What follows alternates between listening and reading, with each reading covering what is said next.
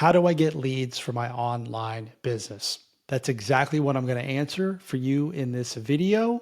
And by the end, you will have the best method of attracting attention for your online business. Before we get started, my name is Brian O'Neill. I'm the inventor of the Skill to Business formula. I help you start an online business using the skills that you already have. The link is in the description. It's totally free. Don't grab it now because I need to teach you how to get leads first. Then you can download the formula at the end of the video. Okay, I get this question asked all the time.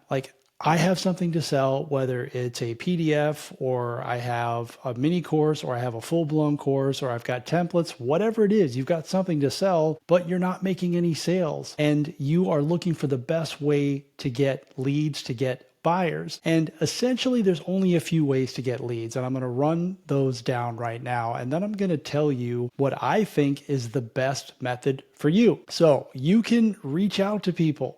You can cold call, you can email, you can DM, you can text. You can do that to people who you know, and you can do that to people who you don't know. The other way you can do it is to create content, right? Create organic content. You can create YouTube videos, you can create Instagrams, you can create Reels and TikToks and Facebook posts and LinkedIn posts, and hope people find you, right? In an organic way. That takes time, that takes consistency, that takes a lot of effort.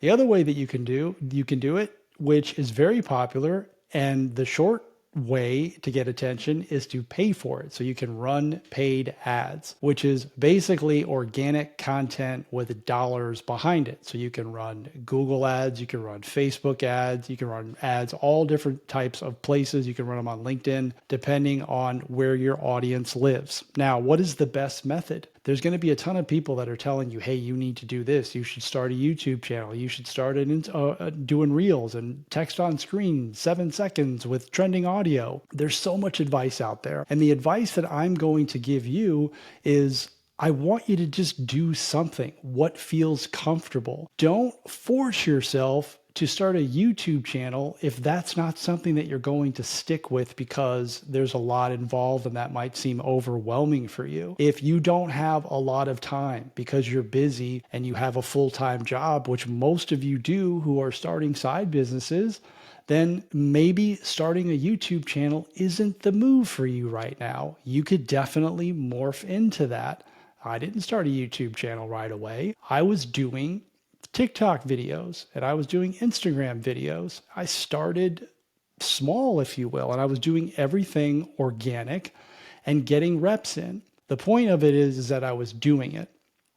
Then I graduated to a YouTube channel, and then I eventually started running paid ads as I got better, as I got more reps in, and my business started to grow. The method for you really depends on what you're the most comfortable with and what you can see yourself doing right now that doesn't require a lot of effort, a lot of time, and a ton of skill. So if you're scared of YouTube, don't start a YouTube channel, and you don't have to listen to people telling you need to start YouTube because the opportunity is huge. It's like, well, I agree. There's a huge opportunity on YouTube, but your clients, your customers are on other platforms. They might be on TikTok, they might be on Facebook, they might be on Instagram, they might be on LinkedIn. You won't know until you start posting content. So what I really think that you should be doing here is simply starting and letting go of all this different advice as to where you should go. Think about what you're going to be able to stick with for a long period of time. Like I have a client in our mastermind group where he just stuck with Instagram.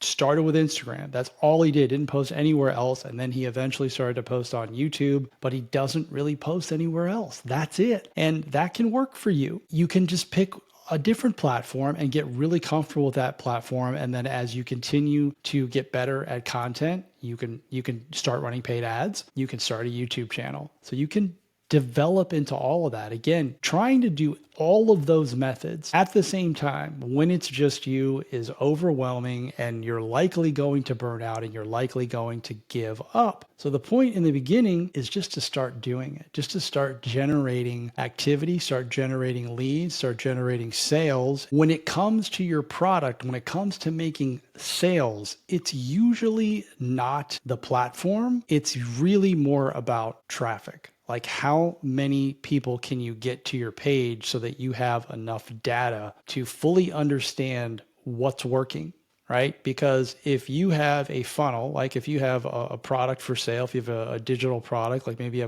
you've got a course or a PDF and you're using a traditional funnel, and you're getting 100 people that go to that funnel and only maybe 5% of the people are buying, well, you have a problem with traffic and you have a problem with the funnel converting. So you need to fix both. You need more people to come to your page so that you could have better data. And that might be when you start. By the way, if you get 100 people coming to your funnel, that's pretty good. You're doing a good job, but you want to probably get 500 people coming to your funnel so that you can really get some good data and see and track where the audiences are coming from too. So if you're getting to that point where you're starting to get traffic and it's like, okay, I either need to do more of the content. So if you're posting one time per day on said platform, that's not YouTube, and you are getting traffic and you want more, maybe you need to start running paid ads. And you could simply take a post from one of those platforms. Like if you make a post on Instagram, and I do this in my business, where if I have a post that performs well on Instagram or Facebook, I will just I'll turn it into an ad so that it can get shown to even more people. So again, organic posts with dollars behind it, it'll perform even better. It's already proven. So that's one strategy that a lot of people will use, and it doesn't really require a lot of extra effort other than having to run the ad.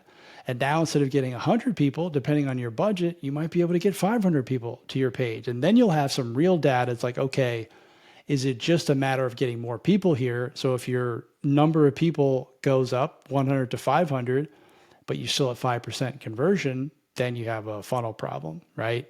Then if it goes up to maybe 12%, 15%, then you know you had a traffic problem if you didn't change anything with the funnel.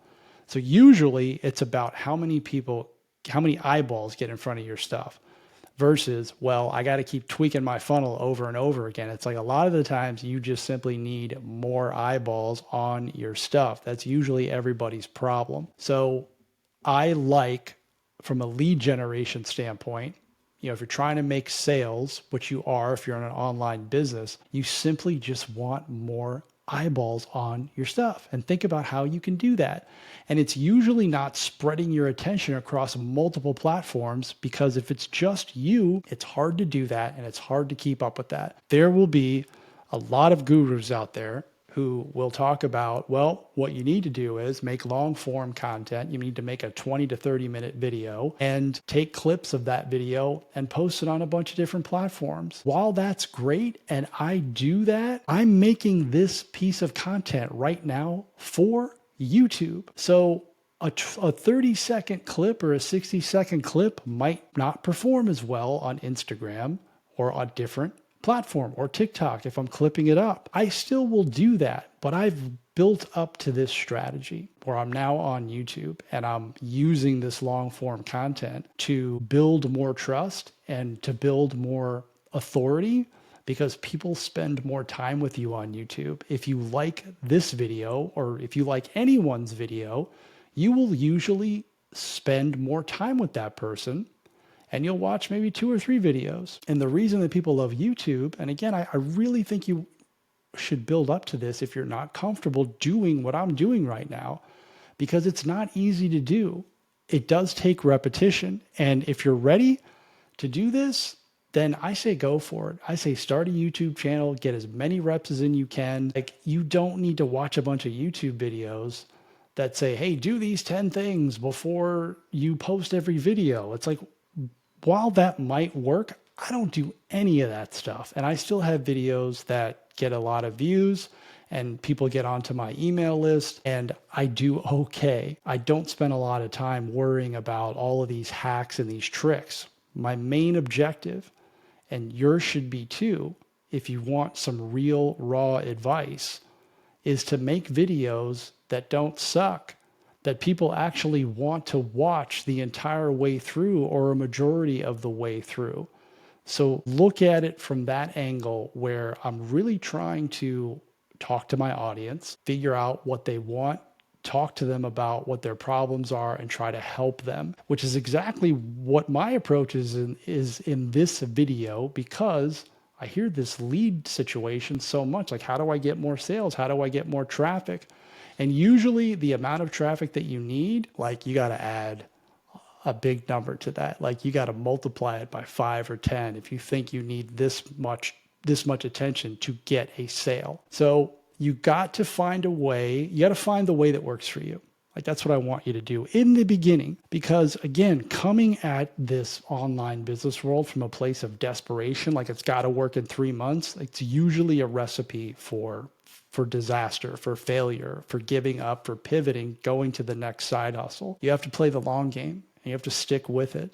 And content creation is an ongoing thing. I've been creating content for years. And again, I didn't start here.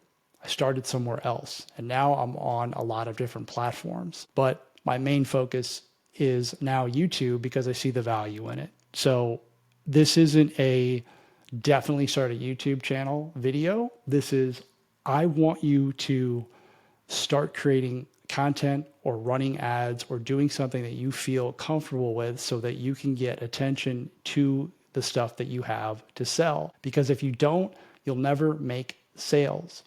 And this is the problem that you have to solve in your business every single day. When you wake up in the morning and you're thinking about your business, that's the first thing that you should think about is, how am I going to get in front of people today? People do not know that my stuff exists. It is your job to make sure that they know, and you have to tell as many people as possible. And I gave you the ways to do that. You know what the ways are.